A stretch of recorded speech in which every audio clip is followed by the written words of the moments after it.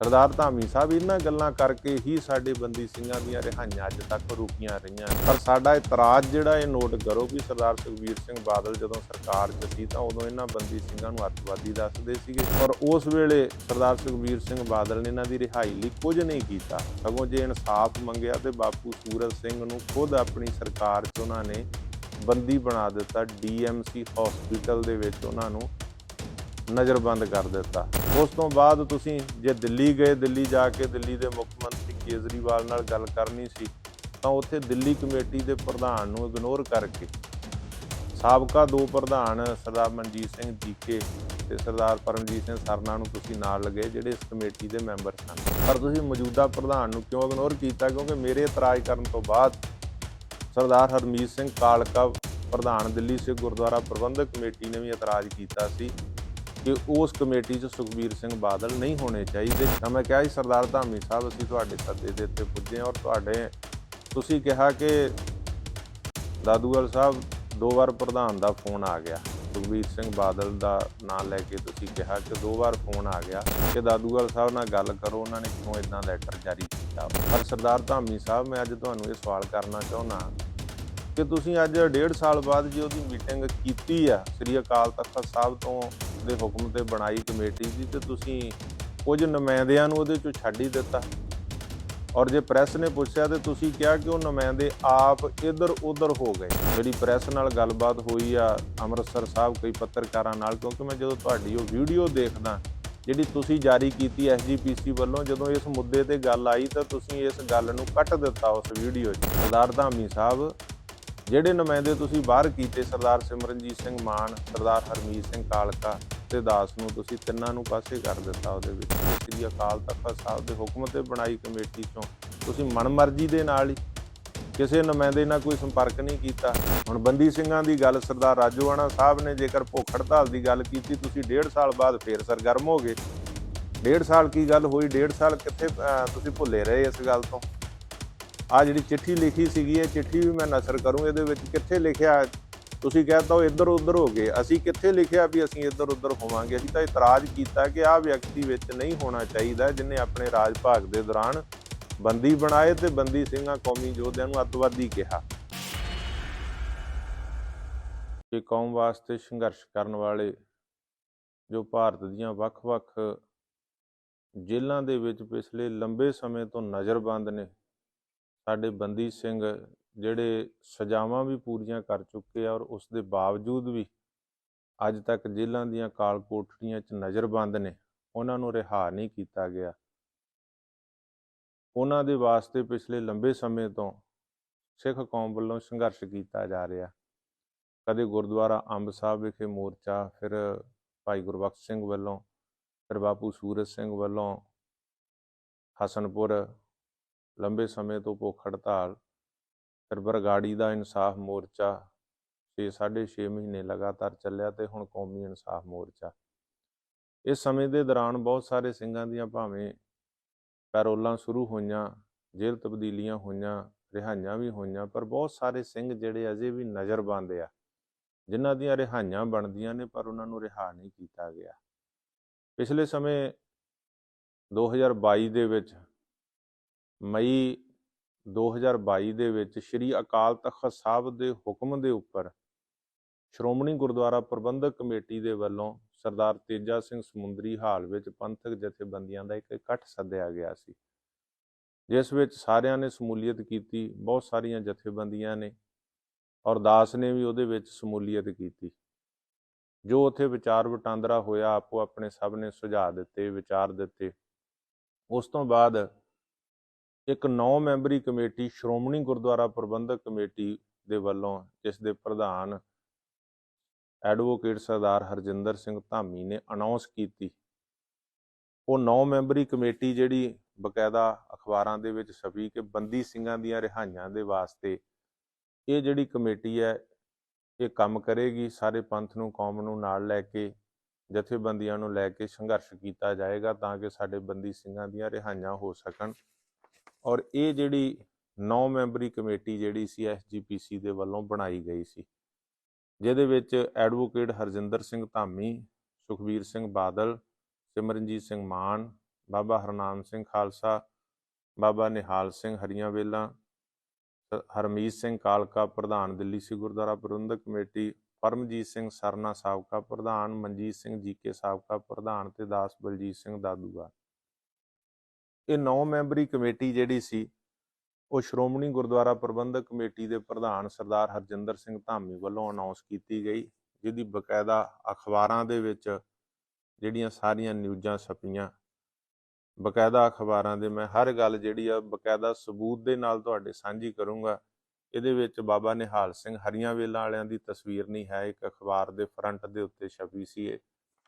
ਇਹ 9 memory committee ਜਿਹੜੀ ਸੀ Shiromani committee ਵੱਲੋਂ ਬਣਾਈ ਗਈ, ਅਖਬਾਰਾਂ 'ਚ ਆਇਆ। ਉਸ ਤੋਂ ਬਾਅਦ 2 ਮੈਂਬਰ ਜਿਹੜੇ ਸੀ ਹੋਰ ਇਹਦੇ ਵਿੱਚ ਸ਼ਾਮਲ ਸ਼੍ਰੋਮਣੀ ਕਮੇਟੀ ਨੇ ਕੀਤੇ, ਜੋ ਕਿ ਤਖਤ ਸੱਚਖੰਡ ਸ੍ਰੀ ਹਜ਼ੂਰ ਸਾਹਿਬ ਨੰਦੇੜ ਬੋਰਡ ਔਰ ਤਖਤ ਸ੍ਰੀ ਹਰਮੰਦਰ ਜੀ ਪਟਨਾ ਸਾਹਿਬ ਬਿਹਾਰ, ਉਸ ਬੋਰਡ ਦਾ ਵੀ ਇੱਕ ਨੁਮਾਇੰਦਾ ਜਿਹੜਾ ਸੀ ਇਹਦੇ ਵਿੱਚ ਸ਼ਾਮਲ ਕਰਕੇ 11 ਮੈਂਬਰੀ ਕਮੇਟੀ ਬਣਾ ਦਿੱਤੀ ਗਈ ਸੀ। ਔਰ 11 ਮੈਂਬਰੀ ਕਮੇਟੀ ਦੀ ਪਹਿਲੀ ਮੀਟਿੰਗ ਜਿਹੜੀ ਸੀ 19 ਮਈ 2022 ਨੂੰ ਸ਼੍ਰੋਮਣੀ ਗੁਰਦੁਆਰਾ ਪ੍ਰਬੰਧਕ ਕਮੇਟੀ ਦੇ ਦਫ਼ਤਰ ਵਿੱਚ ਸ੍ਰੀ ਅੰਮ੍ਰਿਤਸਰ ਸਾਹਿਬ ਵਿਖੇ ਹੋਈ ਸੀ। ਉਸ ਮੀਟਿੰਗ ਦੇ ਵਿੱਚ ਬਕਾਇਦਾ 11 ਨੁਮਾਇੰਦੇ ਜਿਹੜੇ ਸੀਗੇ ਉਹ ਹਾਜ਼ਰ ਹੋਏ ਸੀਗੇ। ਸਰਦਾਰ ਮਾਨ ਸਾਹਿਬ ਦੀ ਜਗ੍ਹਾ ਤੇ ਸਰਦਾਰ ਜਸਕਰਨ ਸਿੰਘ ਹਾਜ਼ਰ ਹੋਏ ਸੀ, ਬਾਕੀ ਤਕਰੀਬਨ ਅਸੀਂ ਸਾਰੇ ਹਾਜ਼ਰ ਸਾਂ। ਉਸ ਮੀਟਿੰਗ ਦੇ ਵਿੱਚ ਮੈਂ ਇਤਰਾਜ਼ ਕੀਤਾ ਸੀ ਇੱਕ ਗੱਲ ਦਾ, ਕਿ ਜਿਨ੍ਹਾਂ ਨੇ ਆਪਣੀ ਸਰਕਾਰ ਦੇ ਦੌਰਾਨ ਸਿੰਘਾਂ ਨੂੰ ਬੰਦੀ ਬਣਾਇਆ ਹੋਵੇ ਜਾਂ ਬੰਦੀ ਸਿੰਘਾਂ ਨੂੰ ਅੱਤਵਾਦੀ ਦੱਸਦੇ ਰਹੇ ਹੋਣ, ਉਹਨਾਂ ਦਾ ਇਸ ਕਮੇਟੀ ਦੇ ਵਿੱਚ ਹੋਣਾ ਜਿਹੜਾ ਉਹ ਸਹੀ ਨਹੀਂ ਆ, ਕਿ ਉਸ ਵਿਅਕਤੀ ਨੂੰ ਇਸ ਕਮੇਟੀ ਚੋਂ ਬਾਹਰ ਕਰ ਦੇਣਾ ਚਾਹੀਦਾ, ਸਰਦਾਰ ਸੁਖਬੀਰ ਸਿੰਘ ਬਾਦਲ, ਕਿਉਂਕਿ ਉਹਨਾਂ ਨੇ 10 ਸਾਲ ਲਗਾਤਾਰ ਸਰਕਾਰ ਪੰਜਾਬ ਵਿੱਚ ਰਹੀ ਔਰ ਬਕਾਇਦਾ ਡਿਪਟੀ ਸੀਐਮ ਸਰਦਾਰ ਸੁਖਬੀਰ ਸਿੰਘ ਬਾਦਲ ਰਹੇ। ਤਾਂ ਇਹ ਇਤਰਾਜ਼ ਜਿਹੜਾ ਸੀ ਮੈਂ ਬਕਾਇਦਾ ਲਿਖਤੀ ਮੀਟਿੰਗ ਦੇ ਦੌਰਾਨ, ਚੱਲ ਰਹੀ ਮੀਟਿੰਗ ਦੇ ਵਿੱਚ ਜਦੋਂ ਮੇਰੀ ਵਾਰੀ ਆਈ, ਮੈਂ ਆਪਣੇ ਵਿਚਾਰ ਦਿੱਤੇ ਤਾਂ ਉਹਨਾਂ ਕਿਹਾ ਕਿ ਸਮਾਂ ਬੜਾ ਘੱਟ ਆ ਤੇ ਘੱਟ ਸਮੇਂ, ਮੈਂ ਕਿਹਾ ਫਿਰ ਮੇਰੇ ਆ ਲਿਖਤੀ ਵਿਚਾਰ ਹੈ ਇਹ ਲੈ ਲਓ। ਇਹ ਲੈਟਰ ਮੈਂ ਸਾਰੇ ਜਿਹੜੇ ਦੂਸਰੇ 10 ਨੁਮਾਇੰਦੇ ਸੀ ਉਹਨਾਂ ਨੂੰ ਦਿੱਤੇ ਔਰ ਸੁਖਬੀਰ ਸਿੰਘ ਬਾਦਲ ਨੂੰ ਵੀ ਇਹ ਲੈਟਰ ਜਿਹੜਾ ਸੀਗਾ ਮੈਂ ਦਿੱਤਾ ਸੀ, ਜਿਹੜਾ ਸਰਦਾਰ ਧਾਮੀ ਸਾਹਿਬ ਦੇ ਨਾਂ ਤੇ ਲਿਖਿਆ ਸੀ ਔਰ ਜਿਹਦੇ 'ਚ ਮੈਂ ਇਤਰਾਜ਼ ਕੀਤਾ ਸੀ ਕਿ ਜਿਨ੍ਹਾਂ ਨੇ ਬੰਦੀ ਬਣਾਏ ਹੋਣ ਆਪਣੀ ਸਰਕਾਰ ਦੇ ਦੌਰਾਨ, ਉਹ ਬੰਦੀ ਸਿੰਘ ਰਿਹਾਈ ਕਮੇਟੀ ਦੇ ਵਿੱਚ ਕਿਵੇਂ ਹੋ ਸਕਦੇ, ਕਿ ਉਹਨਾਂ ਨੂੰ ਬਾਹਰ ਕੀਤਾ ਜਾਵੇ। ਸਾਡਾ ਇਤਰਾਜ਼ ਆ। ਇਹ ਇਤਰਾਜ਼ ਜਿਹੜਾ ਸੀਗਾ ਮੈਂ ਜਾਰੀ ਕੀਤਾ ਸੀਗਾ, ਜ਼ਾਹਰ ਕੀਤਾ ਸੀ, ਬਕਾਇਦਾ ਲੈਟਰ ਜਾਰੀ ਕੀਤਾ, ਪਰ ਉਸ ਵੇਲੇ ਕਿਸੇ ਨੇ ਲੈਟਰ ਪੜ੍ਹਿਆ ਨਹੀਂ, ਕਿਉਂਕਿ ਮੀਟਿੰਗ ਚੱਲ ਰਹੀ ਸੀ, ਸਾਰਿਆਂ ਨੇ ਰੱਖ ਲਿਆ। ਮੀਟਿੰਗ ਖਤਮ ਹੋਣ ਤੋਂ ਬਾਅਦ ਸਾਰਿਆਂ ਨੇ ਲੈਟਰ ਪੜ੍ਹਿਆ।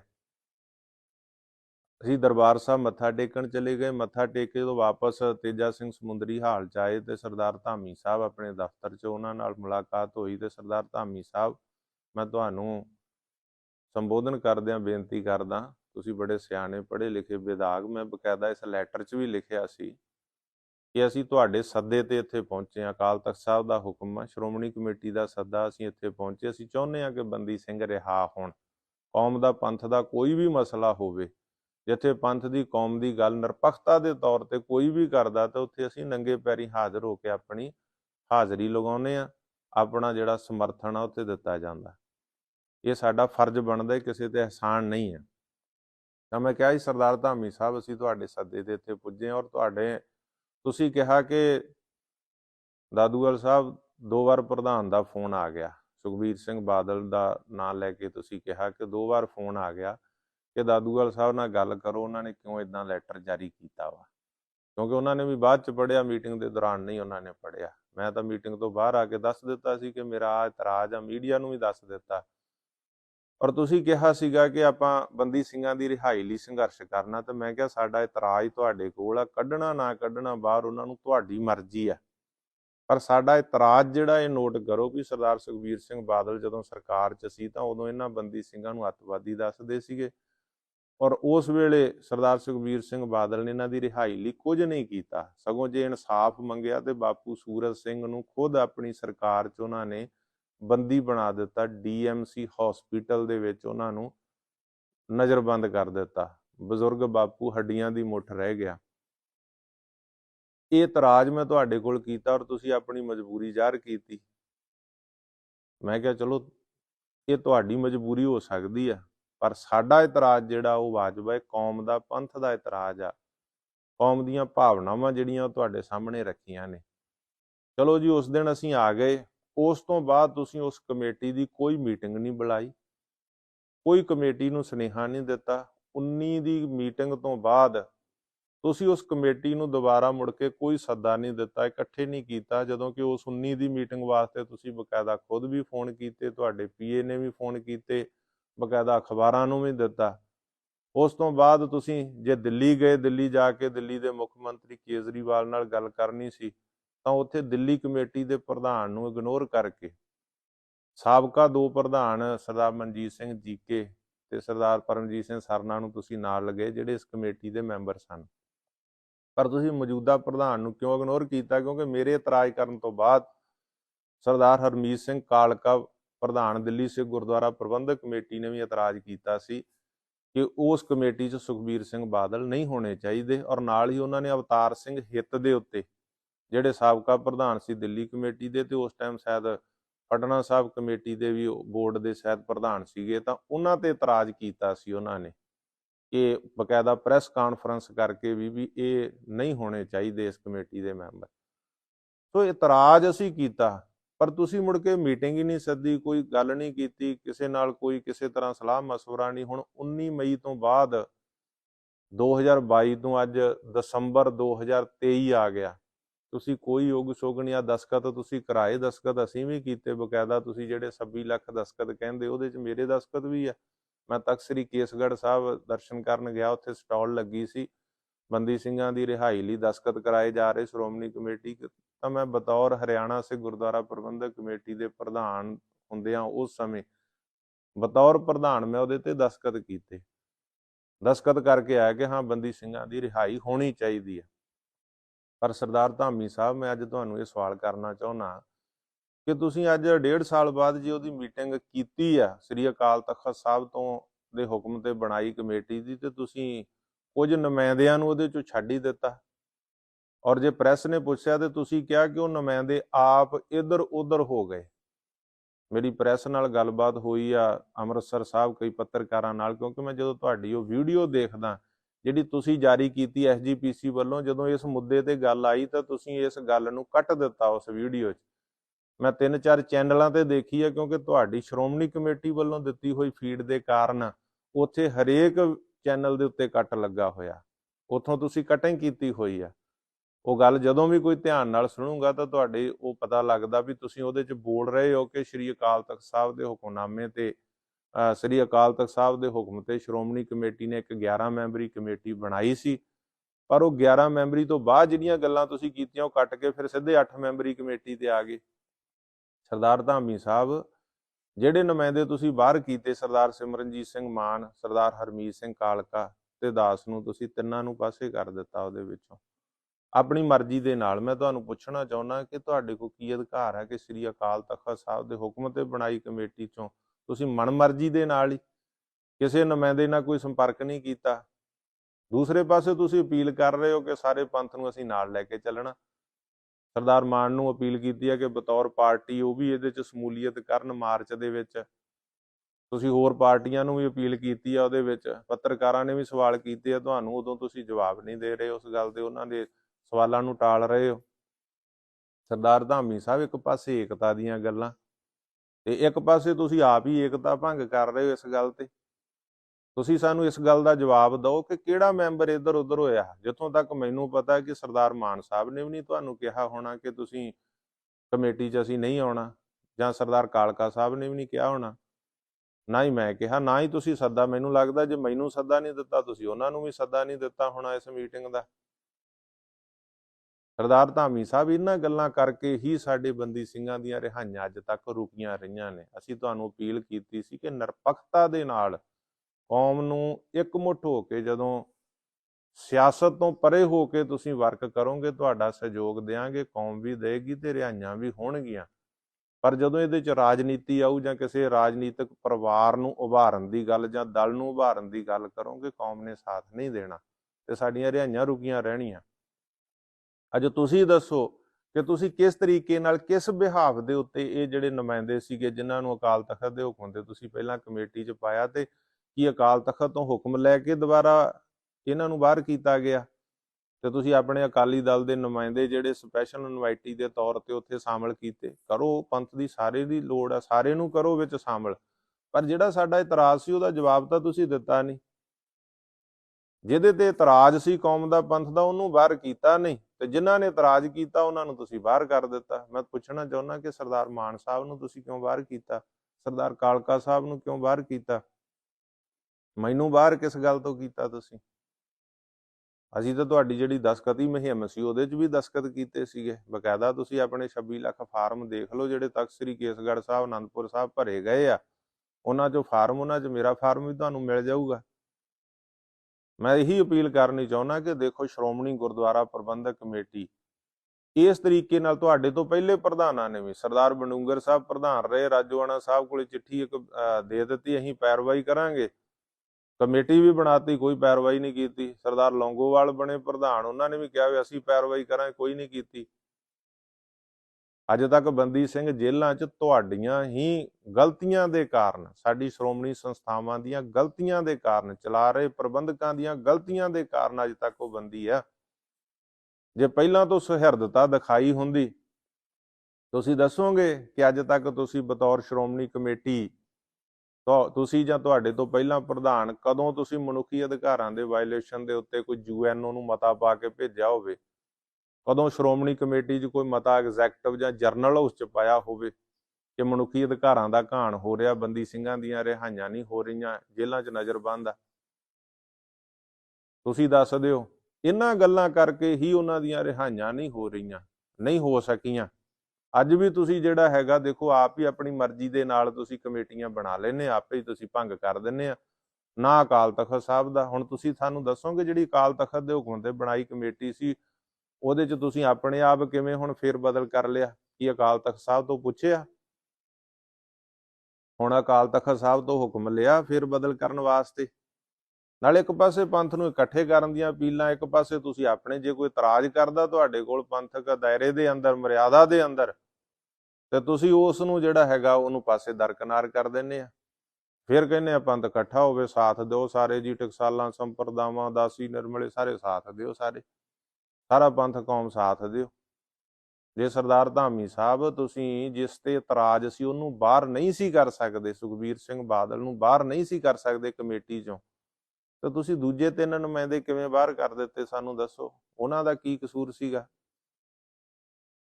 ਤੁਸੀਂ ਕਾਹਦੇ ਤੋਂ ਬਾਹਰ ਕੀਤਾ? ਇੱਕ ਪਾਸੇ ਏਕਤਾ ਦੀਆਂ ਗੱਲਾਂ, ਸਾਰਿਆਂ ਨੂੰ ਨਾਲ ਲੈ ਕੇ ਚੱਲਣ ਦੀਆਂ ਗੱਲਾਂ ਮੀਡੀਆ 'ਚ, ਤੇ ਦੂਜੇ ਪਾਸੇ ਤੁਸੀਂ ਮਨਮਰਜ਼ੀ। ਸੋ ਆਹ ਜਿਹੜੀਆਂ ਗੱਲਾਂ ਨੇ ਇਹ ਤੁਹਾਡੇ ਤੋਂ ਜਵਾਬ ਮੰਗਦੀਆਂ, ਤੁਹਾਡੇ ਸਾਹਮਣੇ ਆ ਕਿ ਅਕਾਲ ਤਖਤ ਸਾਹਿਬ ਦੇ ਹੁਕਮ ਤੇ 9 ਮੈਂਬਰੀ ਕਮੇਟੀ ਬਣਾਈ, ਅਖਬਾਰਾਂ 'ਚ ਛਪਿਆ। ਅਬ ਲੈਟਰ ਵੀ ਮੈਂ ਨਾਲ ਜਾਰੀ ਕਰਾਂਗਾ ਆਪਣੇ ਆ ਫੇਸਬੁੱਕ ਪੇਜ ਦੇ ਉੱਤੇ। ਮੈਂ ਅੱਜ ਲਾਈਵ ਤੁਹਾਡੇ ਨਾਲ ਤੁਹਾਨੂੰ ਸਿੱਧਾ ਸਵਾਲ ਕਰ ਰਿਹਾ ਤੇ ਕੌਮ ਦੇ ਸਾਹਮਣੇ ਵੀ ਮੈਂ ਅਪੀਲ ਰੱਖ ਰਿਹਾ ਕਿ ਕਿਸ ਤਰੀਕੇ ਦੇ ਨਾਲ ਹੁਣ ਬੰਦੀ ਸਿੰਘਾਂ ਦੀ ਗੱਲ, ਸਰਦਾਰ ਰਾਜੋਆਣਾ ਸਾਹਿਬ ਨੇ ਜੇਕਰ ਭੁੱਖ ਹੜਤਾਲ ਦੀ ਗੱਲ ਕੀਤੀ, ਤੁਸੀਂ 1.5 ਸਾਲ ਬਾਅਦ ਫੇਰ ਸਰਗਰਮ ਹੋ ਗਏ। 1.5 ਸਾਲ ਕੀ ਗੱਲ ਹੋਈ? 1.5 ਸਾਲ ਕਿੱਥੇ ਤੁਸੀਂ ਭੁੱਲੇ ਰਹੇ ਇਸ ਗੱਲ ਤੋਂ? ਆ ਜਿਹੜੀ ਚਿੱਠੀ ਲਿਖੀ ਸੀਗੀ, ਇਹ ਚਿੱਠੀ ਵੀ ਮੈਂ ਨਸ਼ਰ ਕਰੂੰ, ਇਹਦੇ ਵਿੱਚ ਕਿੱਥੇ ਲਿਖਿਆ? ਤੁਸੀਂ ਕਹਿਤਾ ਉਹ ਇੱਧਰ ਉੱਧਰ ਹੋ ਗਏ, ਅਸੀਂ ਕਿੱਥੇ ਲਿਖਿਆ ਵੀ ਅਸੀਂ ਇੱਧਰ ਉੱਧਰ ਹੋਵਾਂਗੇ? ਅਸੀਂ ਤਾਂ ਇਤਰਾਜ਼ ਕੀਤਾ ਕਿ ਆਹ ਵਿਅਕਤੀ ਵਿੱਚ ਨਹੀਂ ਹੋਣਾ ਚਾਹੀਦਾ ਜਿਹਨੇ ਆਪਣੇ ਰਾਜ ਭਾਗ ਦੇ ਦੌਰਾਨ ਬੰਦੀ ਬਣਾਏ ਤੇ ਬੰਦੀ ਸਿੰਘਾਂ ਕੌਮੀ ਯੋਧਿਆਂ ਨੂੰ ਅੱਤਵਾਦੀ ਕਿਹਾ। ਇਹ ਨਹੀਂ ਹੋਣਾ ਚਾਹੀਦਾ। ਵਿੱਚ ਇਤਰਾਜ਼ ਸੀ, ਜਿਹਦੇ ਤੇ ਕੌਮ ਦਾ ਇਤਰਾਜ਼, ਪੰਥ ਦਾ ਇਤਰਾਜ਼, ਉਹਨੂੰ ਤੁਸੀਂ ਜ਼ਰੂਰ ਵਿੱਚ ਰੱਖਿਆ। ਜਿਨ੍ਹਾਂ ਨੇ ਬੰਦੀ ਬਣਾਏ ਤੇ ਜਿਨ੍ਹਾਂ ਇਤਰਾਜ਼ ਕੀਤਾ ਉਹਨਾਂ ਨੂੰ ਬਾਹਰ ਕਰ ਦਿੱਤਾ। ਸਰਦਾਰ ਧਾਮੀ ਸਾਹਿਬ, ਮੈਂ ਅਪੀਲ ਕਰਦਾ, ਸਤਿਕਾਰ ਕਰਦਾ, ਤੁਸੀਂ ਸ਼੍ਰੋਮਣੀ ਸੰਸਥਾ ਦੇ ਪ੍ਰਧਾਨ ਹੋ, ਜੇ ਸਾਰਿਆਂ ਨੂੰ ਨਾਲ ਲੈ ਕੇ ਚੱਲਣ ਦੀਆਂ ਕੇਵਲ ਗੱਲਾਂ ਨਾ ਕਰੋ। ਇਹ ਨਹੀਂ ਬਗਲ ਮੇ ਛੁਰੀ ਮੂੰਹ ਸੇ ਰਾਮ ਰਾਮ, ਇਹ ਗੱਲਾਂ ਨਹੀਂ ਚੱਲਣੀਆਂ। ਤੁਸੀਂ ਏਕਤਾ ਦੀਆਂ ਅਪੀਲਾਂ ਮੀਡੀਆ ਸਾਹਮਣੇ ਕਰਦੇ ਹੋ, ਪਰ ਅੰਦਰ ਤੁਹਾਡੇ ਵਰਕ ਕੀ ਆ, ਕੰਮ ਕੀ ਆ, ਤੁਸੀਂ ਦੇਖੋ। ਜੇ ਪੰਥ ਦੀ, ਕੌਮ ਦੀ ਗੱਲ ਕਰਨੀ ਆ, ਸਾਂਝੀਵਾਲਤਾ ਦੇ ਨਾਲ ਕੋਈ ਸੰਘਰਸ਼ਬੰਦੀ ਸਿੰਘਾਂ ਨੂੰ ਛਡਾਉਣ ਦੀ ਸਾਫ਼ ਨੀਅਤ ਨਾਲ ਕੰਮ ਕਰਨਾ, ਤਾਂ ਫਿਰ ਇਹੋ ਜਿਹੀਆਂ ਗੱਲਾਂ ਜਿਹੜੀਆਂ ਇਹਨਾਂ ਨੂੰ ਕੌਮ ਵਿੱਚ, ਪੰਥ ਵਿੱਚ ਥਾਂ ਨਹੀਂ ਆ। ਤੁਸੀਂ ਆਪਣੀਆਂ ਸੰਸਥਾਵਾਂ ਹੀ ਛੱਡਤੀਆਂ। ਤੁਸੀਂ ਦਿੱਲੀ ਕਮੇਟੀ ਨੂੰ ਵੀ ਛੱਡਤਾ, ਹਰਿਆਣਾ ਕਮੇਟੀ ਹੁਣ ਤਾਂ ਕਾਨੂੰਨੀ ਤੌਰ ਤੇ ਬਣੀ ਹੋਈ ਹੈ, ਹਰਿਆਣਾ ਕਮੇਟੀ ਨੂੰ ਵੀ ਛੱਡ ਦਿੱਤਾ। ਮੈਨੂੰ ਤਾਂ ਬਤੌਰ ਸਿੱਖ ਪ੍ਰਚਾਰਕ ਤੁਸੀਂ ਸ਼ਾਮਲ ਕੀਤਾ ਸੀਗਾ, ਮੈਨੂੰ ਵੀ ਤੁਸੀਂ ਛੱਡ ਦਿੱਤਾ। ਬਸ ਇਹੀ ਜਿਹੜਾ ਤੁਹਾਡੀ ਹਾਂ 'ਚ ਹਾਂ ਮਿਲਾਵੇ ਉਹੀ ਕਮੇਟੀ ਵਿੱਚ ਰਹਿ ਸਕਦਾ। ਤੇ ਫਿਰ ਪੰਥ ਦਾ ਇਕੱਠ ਕਿਵੇਂ ਹੋ ਜੂ? ਕੱਲਾ ਅਕਾਲੀ ਦਲ ਬਾਦਲ ਪੰਥ ਨਹੀਂ ਆ, ਕੱਲੀ ਸ਼੍ਰੋਮਣੀ ਕਮੇਟੀ ਪੰਥ ਨਹੀਂ ਆ। ਜੇ ਪੰਥ ਦੇ ਸਾਰੇ ਅੰਗਾਂ ਨੂੰ ਨਾਲ ਲੈ ਕੇ ਅਸੀਂ ਸੰਘਰਸ਼ ਕਰਾਂਗੇ ਤੇ ਸਫਲਤਾ ਉਹ ਤਾਂ ਹੀ ਪੰਥ ਬਣਦਾ। ਤੇ ਤਾਂ ਹੀ ਸਾਨੂੰ ਪਤਾ ਲੱਗਾ ਕਿ ਤੁਹਾਡੀ ਉਸ ਮੀਟਿੰਗ ਦੇ ਵਿੱਚ ਇੱਕ ਪੰਥਕ ਮੈਂਬਰ ਨੇ ਸਵਾਲ ਵੀ ਕੀਤੇ ਆ ਤੁਹਾਨੂੰ, ਸ਼ਾਇਦ ਜਸਵੰਤ ਸਿੰਘ ਪੜੈਣ ਉਸਦਾ ਨਾਮ, ਉਹਨੇ ਵੀ ਸਵਾਲ ਕੀਤੇ ਆ ਤੁਹਾਨੂੰ ਕਿ ਕੱਲਾ ਅਕਾਲੀ ਦਲ ਬਾਦਲ ਪੰਥ ਨਹੀਂ ਆ, ਸ਼੍ਰੋਮਣੀ ਕਮੇਟੀ ਕੱਲਾ ਪੰਥ ਨਹੀਂ ਆ। ਸਾਰੀਆਂ ਪੰਥਕ ਧਿਰਾਂ ਨੂੰ ਨਾਲ ਲੈ ਕੇ ਤੇ ਜਿਨ੍ਹਾਂ ਤੇ ਪੰਥ ਦਾ ਇਤਰਾਜ਼ ਆ, ਕੌਮ ਦਾ ਇਤਰਾਜ਼, ਜਿਨ੍ਹਾਂ ਨੇ ਰਾਜ ਭਾਗ ਦੇ ਦੌਰਾਨ ਬੰਦੀ ਬਣਾਏ ਤੇ ਬੰਦੀਆਂ ਦਾ ਤਿਰਸਕਾਰ ਕੀਤਾ, ਉਹਨਾਂ ਨੂੰ ਇਸ ਤੋਂ ਬਾਹਰ ਕਰੋ। ਫਿਰ ਪੰਥ ਦੀ ਗੱਲ ਜਾਊ, ਫਿਰ ਸਾਰੇ ਹੀ ਤੁਹਾਡੀ ਗੱਲ ਸੁਣਨਗੇ, ਫਿਰ ਸਰਕਾਰਾਂ ਨੂੰ ਵੀ ਸੁਣਨੀ ਪਊਗੀ, ਕਿਉਂਕਿ ਪੰਥ ਦਾ ਜਲਾਉ ਜਿਹੜਾ ਉਹਦੇ ਅੱਗੇ ਕੋਈ ਸਰਕਾਰ ਜਾਂ ਕੋਈ ਵੀ ਜਿਹੜੀ ਧਿਰ ਆ ਉਹ ਨਹੀਂ ਖੜ ਸਕਦੀ। ਪਰ ਜਦੋਂ ਪੰਥ ਦੇ ਨਾਂ ਤੇ ਜਾਂ ਪੰਥਕ ਮਸਲਿਆਂ ਦੇ ਨਾਲ ਕੇਵਲ ਸਿਆਸਤ ਦੀ ਗੱਲ ਕਰੋਗੇ, ਕੇਵਲ ਸੱਤਾ ਹਾਸਲ ਕਰਨ ਦੀ ਗੱਲ ਕਰੋ, ਜਾਂ ਕੇਵਲ ਇੱਕ ਪਰਿਵਾਰ ਨੂੰ ਆਪਣੇ ਸਿਆਸੀ ਅਕਾਵਾਂ ਨੂੰ ਖੁਸ਼ ਕਰਨ ਦੀ ਗੱਲ ਕਰੋਗੇ, ਤਾਂ ਫਿਰ ਮਸਲੇ ਹੱਲ ਨਹੀਂ ਹੋਣੇ। ਸੋ ਮੇਰੇ ਤੁਹਾਨੂੰ ਸਵਾਲ ਆ, ਇਹਦਾ ਜਵਾਬ ਜ਼ਰੂਰ ਦਿਓ ਕਿ ਸਰਦਾਰ ਧਾਮੀ ਸਾਹਿਬ, ਅਕਾਲ ਤਖਤ ਸਾਹਿਬ ਦੇ ਹੁਕਮ ਤੇ ਬਣਾਈ ਕਮੇਟੀ ਤੁਸੀਂ ਫੇਰ ਬਦਲ ਕਿੱਦਾਂ ਕੀਤਾ? ਤੇ ਦੂਜੇ ਪਾਸੇ ਏਕਤਾ ਦੀਆਂ ਅਪੀਲਾਂ। ਸੰਗਤ ਨੂੰ ਵੀ ਮੈਂ ਅਪੀਲ ਕਰਦਾ ਕਿ ਅਸਾਂ ਬੰਦੀ ਸਿੰਘਾਂ ਦੀ ਰਿਹਾਈ ਵਾਸਤੇ ਜਦੋਜਹਿਦ ਕਰਨੀ ਆ, ਸਾਰੀ ਕੌਮ ਕਰ ਰਹੀ ਹੈ, ਕਰਨੀ ਆ, ਸਾਰੇ ਪੰਥ ਨੇ ਅਰਦਾਸ ਕਰਨੀ ਆ ਕਿ ਸਾਡੇ ਬੰਦੀ ਸਿੰਘ ਰਿਹਾ ਹੋਣ। ਪਰ ਜਿਸ ਤਰੀਕੇ ਦੇ ਨਾਲ ਸਾਡੀਆਂ ਇਹਨਾਂ ਸ਼੍ਰੋਮਣੀ ਸੰਸਥਾਵਾਂ ਦੇ ਕਾਬਜ ਪ੍ਰਬੰਧਕਾਂ ਦੇ ਵੱਲੋਂ ਜਿਸ ਤਰ੍ਹਾਂ ਕੀਤਾ ਜਾ ਰਿਹਾ ਉਹ ਤੁਹਾਡੇ ਸਾਹਮਣੇ ਆ। ਇਹ ਸਵਾਲਾਂ ਦੇ ਘੇਰੇ 'ਚ ਆ। ਇਹਨਾਂ ਦੇ ਸਵਾਲ ਕੌਮ ਨੂੰ, ਪੰਥ ਨੂੰ ਇਹਨਾਂ ਦੇ ਕੋਲੋਂ ਮੰਗਣੇ ਚਾਹੀਦੇ ਆ। ਭੁੱਲਾਂ ਚੁੱਕਾਂ ਦੀ ਖਿਮਾ। ਵਾਹਿਗੁਰੂ ਜੀ ਕਾ ਖਾਲਸਾ, ਵਾਹਿਗੁਰੂ ਜੀ ਕੀ